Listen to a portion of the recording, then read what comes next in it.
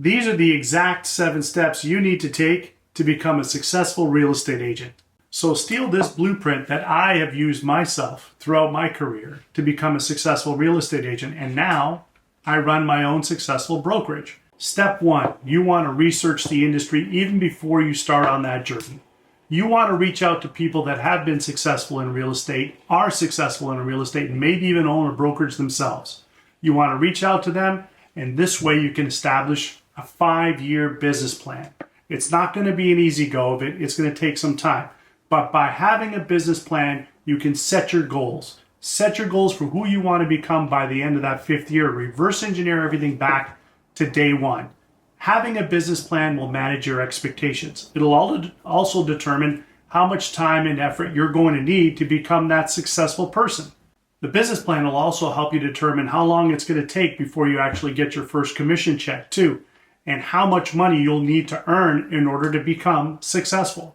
Step 2, you need to get an education. There are courses that are being offered out there through institutions like colleges and universities that'll help you get the licensing that you need. And once you get that licensing, you're going to go shopping for a brokerage.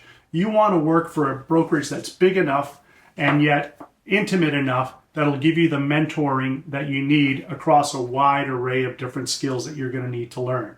You're going to look for brokerage firms that have some sort of a sales development program or some sort of ongoing curriculum for training. So this way you can hit the ground running from day 1. Look for a brokerage that has teams, and under those teams they're going to need assistants. And you're going to be one of those assistants that is just going to be a sponge learning everything there is to know about the area that you're going to be working within and the discipline that what you're going to be working in. So you want to be a sponge so you can get familiar with all the tasks that are going to be involved in your day-to-day life as a real estate agent. Step number 3, choose your path. Select a niche. What do I mean by that? You either want to select an area that you want to work in, or you want to select a certain type of property type that you want to work in. You might want to be a listing agent full-time, or you might actually want to be a buyer's rep full-time. You might want to be in the middle market where the sales figures are sort of average, or you might want to be in the luxury market where the sales are higher. Now with each requires a different type of team. You're going to have to make those choices. So select the path that you're going to take. Pick a niche that you're going to be an expert field on. That would be step number 3. Step number 4, we want to go back to that business plan. We want to develop the systems and processes that are going to really elevate you and really exponentially grow your business. What do I mean by that? Well, you've got to have 3 types of presence in this market. You want to have a physical or even virtual presence. What do I mean by that? You want to be making phone calls to the people in your market. You also want to be having lunch with certain people in your market, whether those are clients or colleagues in the industry. You want to have Zoom calls with some of those clients or customers that can't afford to be there in person all the time. So you want to have a physical presence or a virtual presence. The other thing is you want to have a social presence. So that being said, you want to be active in your community, not only in person, but also online. You want to be on those social media platforms and let everybody know exactly what it is you do and why you're the expert in that either market geographically or in that type of product that you're selling. So socially, you want to be connected with the people in your community, whether that's online or physically out there holding community events. And the last thing would be digital, which is material.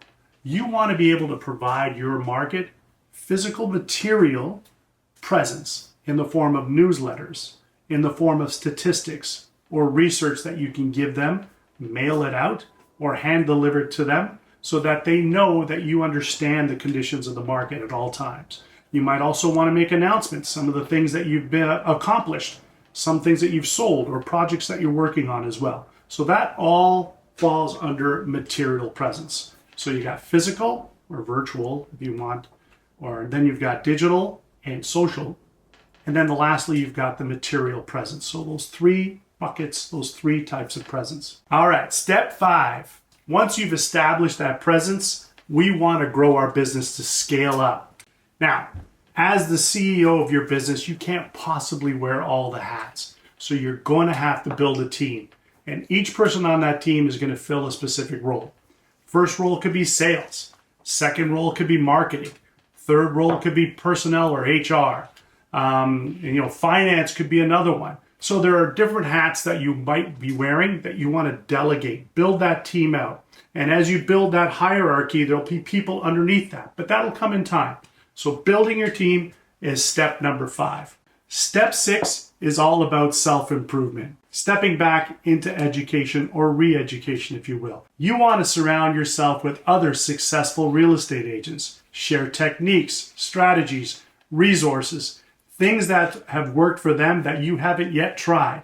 It's all about sharing ideas. You might actually want to join some other accredited communities and get a designation that are specific to what you do. In my circumstance, I'm in commercial real estate, so there are a few designations that I can join, like CCIM, which is a Certified Commercial Investment Member, or SIOR, which is the Society of Industrial and Office Realtors.